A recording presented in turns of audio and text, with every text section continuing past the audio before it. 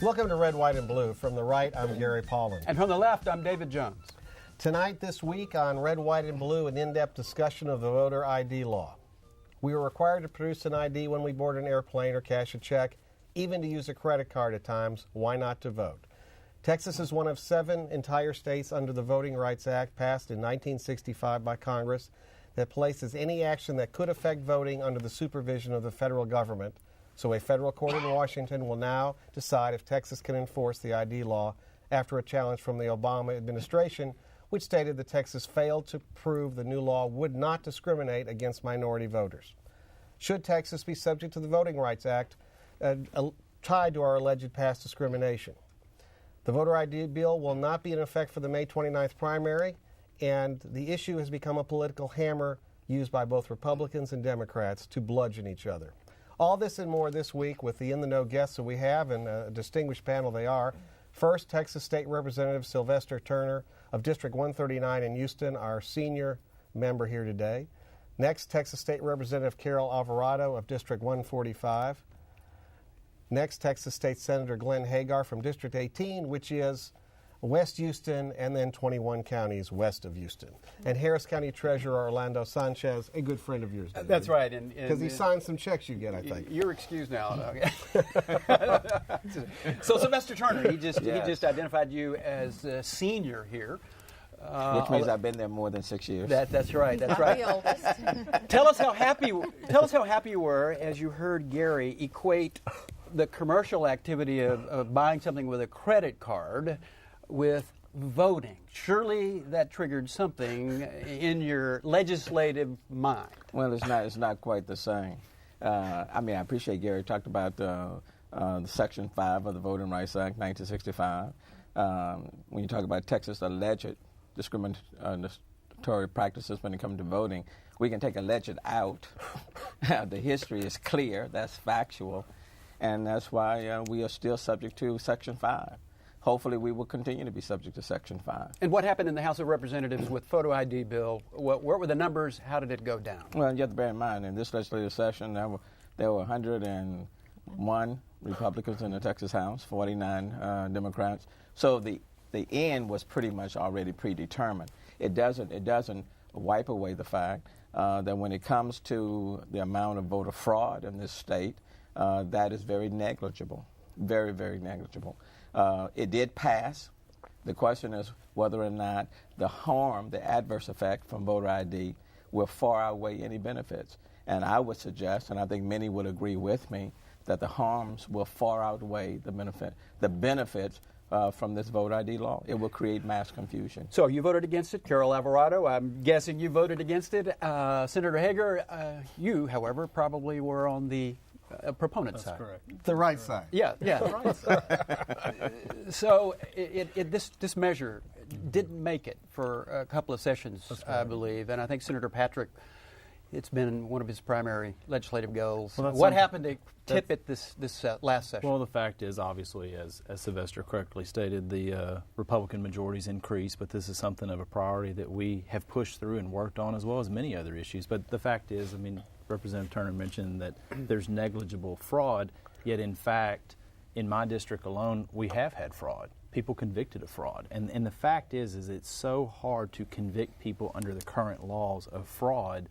To pretend that it doesn't exist isn't reality. And the fact is the Department of Justice has had roughly, I think, 100 convictions here over the last several years. The Department of Attorney General has had 50.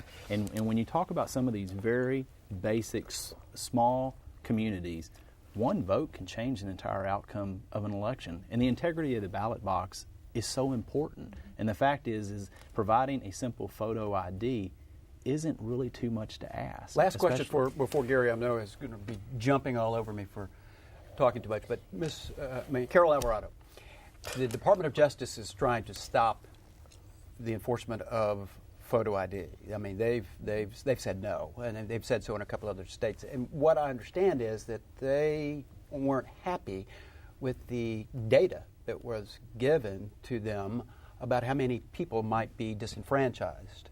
Were you a complainant at all before the Department of Justice, and what do you have to say about the numbers? Sure. Well, just in Texas alone, we have 600,000 people that do not have IDs, and 18% of all registered voters do not have state-issued IDs that perfectly match their voter registration card. Now, I don't question Senator Hegar's testimony about voter or election fraud, but what we heard was that a lot of that fraud came from mail ballots and not so much from voter impersonation. If someone goes in impersonating themselves, or if you have someone that is maybe not a citizen and goes to try and vote, that's a second-degree felony. That person can face deportation. Those are severe risks that people would put themselves in. So it's hard to believe that there was so much compelling evidence of voter impersonation that this law was needed. Well, I want to ask you a question and follow up with that with you, Carol, and then I want to have a question for Orlando. What is the big deal? I mean, I understand you say 600,000 people of Texas can't open a checking account, can't use a credit card, and can't get on an airplane. I understand that. And they don't have IDs. So how about this for an idea? Would you support a voter ID bill if we put a picture on your voter registration card? What do you think of that idea? That means when you've registered to vote, you got to get a picture taken. It goes on your card. We have the technology to do that now. Wouldn't that cure your complaint? Well, that was never even an option. I mean, the process that could be in place if this law becomes in effect is you have senior citizens who no longer vote, who take public transportation, Right. or maybe their utilities are in another family member's name. It's cumbersome for people who complain about too much government, too much bureaucracy. This is just creating another layer of unnecessary government. But again, did you like my idea, Sylvester? No, well, Will you vote for that? Let me just say this. I can't get a straight answer. I don't think that would be so much of a problem if the state had provided the funding to go along with it. I mean, you have to bear in mind when you have 600,000 people in the state of Texas without a driving license, and then if you want them to go get an ID card, they go to a DPS office. But there are 80-plus counties in the state of Texas where there is not a DPS office. 80. And if they need a birth certificate, they've got to go and pay $22. So for people like myself, whose parents and grandparents have had to go through the poll tax, and now the state is requiring people to pay money in order to vote, when the state is not providing the financial means to implement the voter ID, simply adds to the problem. Now, if the state has stepped up and said, look, this is what we want, this is the funding to take care of it, okay, now we're going to have voter ID, that's one issue. But to put in this new law, these new hurdles, and don't provide the funding, where people are now going to have to come out of their pocket to pay to get a DPS license or birth certificate to get their voter ID, that's equivalent to a poll tax. That's why the Justice Department said, hold up, wait a minute. We're not going to allow the state of Texas to get away with it. All right, so Senator, before you go, can we do that? Can we just add a picture to voter IDs with the counties, and that's that? Of course, and under the law that we put into effect, you can actually get a photo ID from DPS. You get that free. And the fact is, but you can actually get that, and then also on top of that, of the 600,000 people, that's only if they don't have a valid driver's license. That's not to say they don't have a military ID, they don't have a passport, or some other form of identification that is acceptable to vote. So the 600,000 number is actually substantially less than that. That's not what the Department of Justice asked us for information. Mr. Sanchez, he knows what I'm going to ask him because he knows my bias. The viewers don't know. Yeah, well, let him tell it. Yeah, Orlando. What? How can the treasurer help you? The folks that are disenfranchised are people who have names like Sanchez. Are you offended that this group of people might not be participants in our democracy as a result of photo ID? I'm not offended because when I get a cold and I want to buy Sudafed with pseudoephedrine in it, I have to provide a driver's license to CVS. If I want to board a plane, I have to provide a driver's license. If I want to make some kind of financial transaction or purchase property in the state of Texas, I have to give them a driver's license. So no, I'm not offended. But I'm not terribly passionate about the issue because in the long run, I think it has the potential to harm Republicans with the growing Latino community. Why is that? Well, I think it was said earlier, I think the substantial voter fraud occurs in mail-in ballots, not at Election Day. In other words, people don't want to risk a felony conviction saying, I'm Senator Hegar, I'm here to vote today. I don't think that's rampant, number one. I do think where the problem, and we eliminated a lot of the voter day fraud when we got rid of the punch ballots. Now that we're electronic, we don't have people in their cars, punching ballots on the way to the to where the ballots are counted. So the electronic system has eliminated a lot of the fraud. But my argument is, if you really want to eliminate the voter fraud via mail-in ballots, get the 254 district attorneys in the state of Texas to prosecute them, for God's sake. When was the last time we prosecuted someone on voter fraud? I don't know. We've had some Republican DAs for a very long time. I haven't noticed that they've been interested in the issue. Exactly. Mr. Turner, Orlando is not worried about the Sanchez's who might be discouraged from voting, but I'm worried about the Joneses, all right? And we've got some black voters who are named Jones. Tell us about African-American vote and whether or not there's suppression issues involved. Well, I think that was one of the issues that the Justice Department raised. The Justice Department asked the state of Texas to tell us whether or not there will be a discriminatory impact on African Americans and on Asians, in addition to Hispanics. And the state of Texas could not deal with that issue. And as a result, the DOJ said, we're not going to pre-clear you. I think, we talk about the ID that we need to do other things.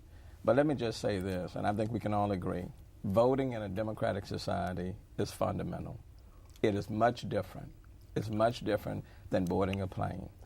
For those who fight for democracy, for people in Iraq and Iran, American soldiers, they're fighting in large part for the right to vote.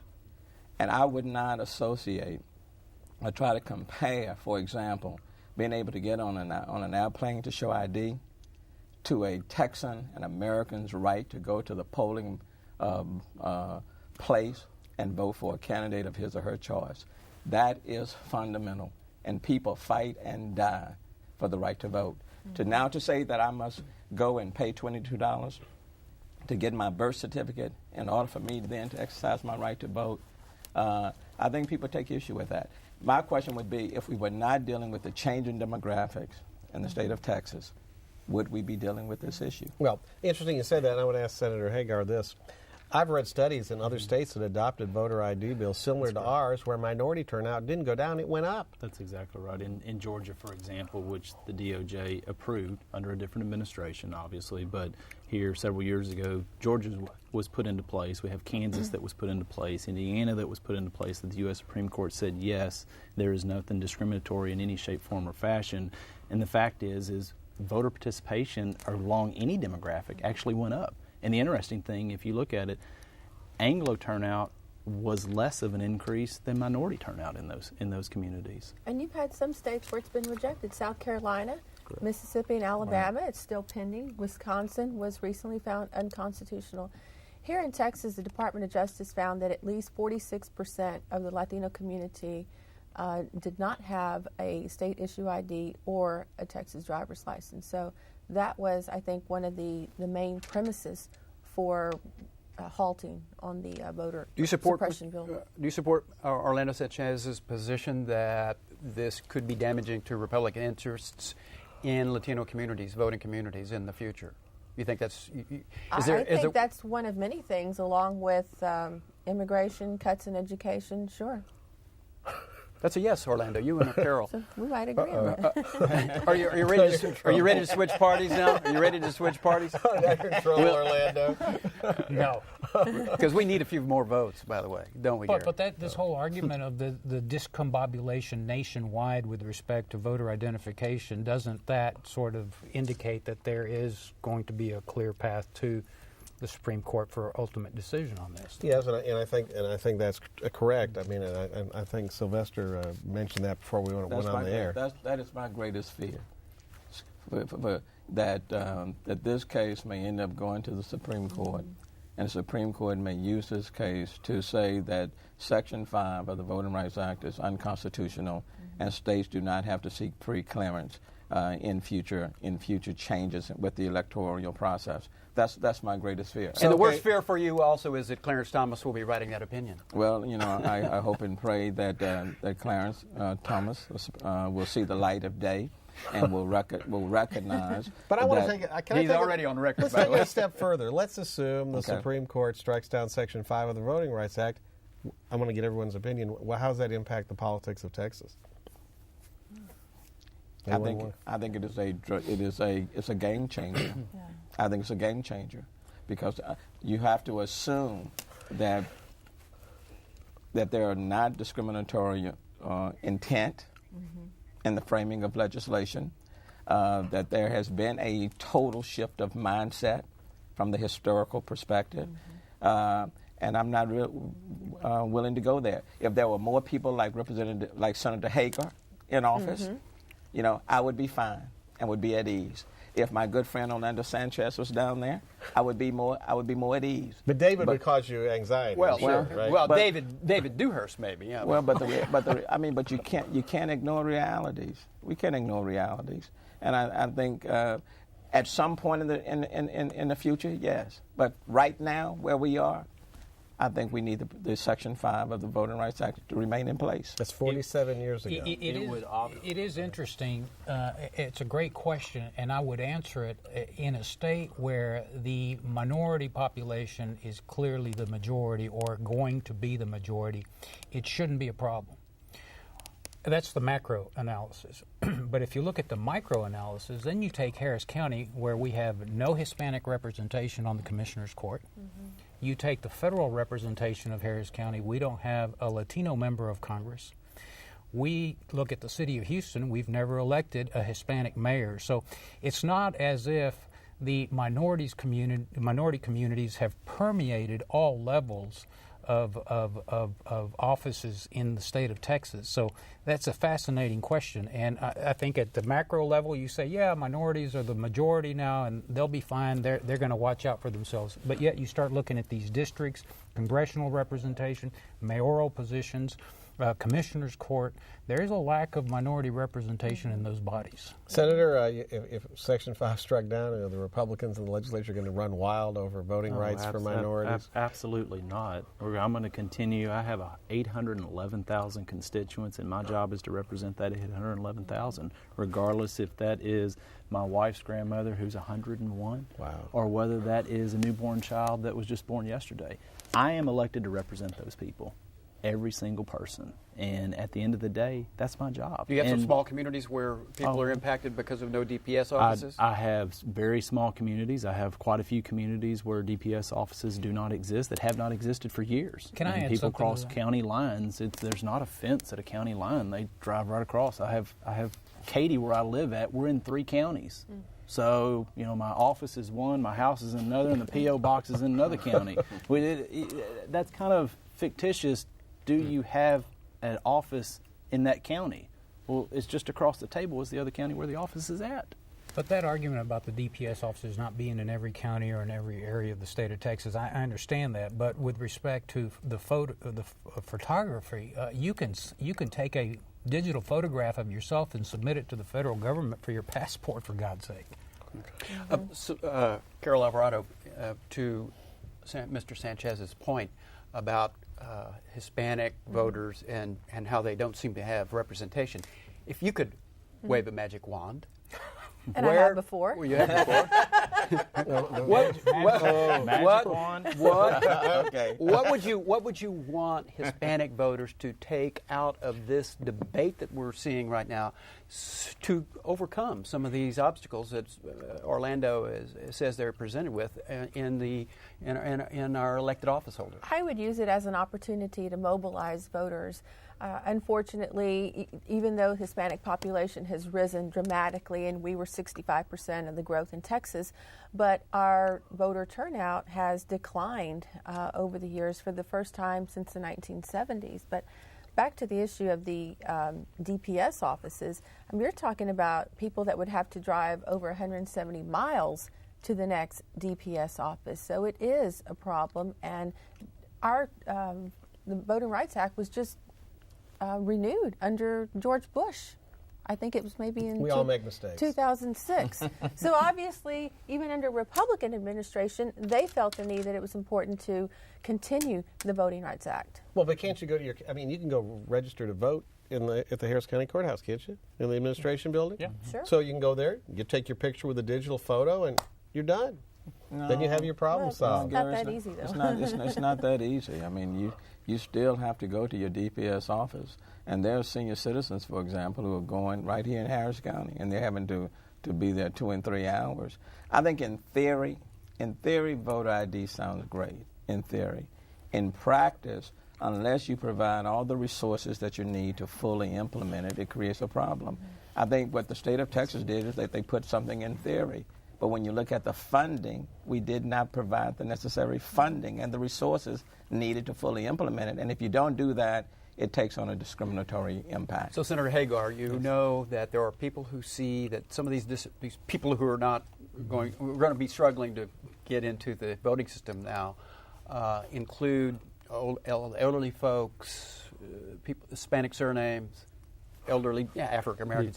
But you guys also didn't allow for a student ID, and there's another population that arguably, given what we saw in 2008, supports Democrats. So doesn't it look a little partisan, this whole thing? Oh, I don't think it looks partisan in any shape, form, or fashion. We made sure that we tried to go above and beyond to put a list of IDs in there. Students, they do have driver's license. They have other forms of identification. You mentioned the Hispanic surname, which the DOJ kept asking about, but in actuality, that's really not a good indicator, because what if a young lady marries, well, that's not her surname anymore. If she took the married name, well, now she just disappeared. That's not necessarily a good indicator. So some of the data and the information that the DOJ is looking at really doesn't accurately portray the picture. And I can tell you that I wanted to make sure above and beyond, if someone's over 65, they don't have to provide that ID. They're exempted out. I mean, we tried to make sure that you were in no shape, form, or fashion discriminatory. But as Representative Turner said, you have men and women that are fighting for our country to maintain the right to vote. But they also want to know that that right to vote, the turnout is correct. Well, and there was no fraud in it. Let's move over to talking about exercising the right to vote, which we're finally going to get to do, barring any other court intervention, on May 29th for our primaries. Yes. And then in November, pontificate, first with Orlando. What do you expect to happen this year politically in Harris County and in Texas? With respect to what race? Well, you got I think Mitt Romney wraps it up as the Republican nominee for the presidency. Who wins Harris County? Republicans or Democrats, countywide? I think the Republicans will take it this year. And in Texas? I think the Republicans hang on. Okay. Senator Hegar? I don't disagree with that. Orlando, you're brilliant. Oh, well, a tougher question for you is who's going to be the nominee in the Republican Party for the U.S. Senate? I believe Dewhurst will be. Lieutenant Governor, I think, will win that race. And if he does, I think there's a pretty good chance that he'll win it outright without a runoff. He's in trouble if he's in a runoff. Well, because nobody will vote in the summer. Carol I Alvarado. think we have a chance to pick up a seat in the southeast Houston, Pasadena area where Ken Legler announced he wasn't going to run for re-election. We have some very good candidates running there, so I think we pick up that seat. I think it's unfortunate that during the redistricting process, Harris County lost a seat. We went from 25 to 24. Sylvester? I think like 2008, I think Harris County will go Democratic. I think the state of Texas will become increasingly competitive between Republicans and Democrats. I don't necessarily think the state will go Democratic this year, but I think if the numbers keep trending, this state will soon be blue Sylvester, again. tell us the mood, because we have somewhat still a segregated living in Houston, Texas. What's the mood of African Americans as far as supporting the President of the United Sylvester, States? let me correct you. He doesn't know what he's talking about. This is one of the most integrated major cities in America. Let him identify the percentages in his district. wrong. Tell us about He lives in Sylvester's right. A very lonely guy. What about the mood of black voters as far as this president goes? Are you still hot for him? I think people are still very much excited. I think, a lot of positive things have taken place. This has been a very difficult 3.5 years for this president, for any president. Mm-hmm. But I think when you look at where he started and compare it to where we are now, when you add in jobs rather than losing jobs, That is a tremendous plus. I think you're going to see in this election year African Americans turn out in very, very, very high numbers. I think people recognize the challenges, but you cannot ask people to do what you're not prepared to do for yourself. And I think in this election cycle, African Americans will say, we are prepared, regardless of voter ID or anything else. And I agree with you on this.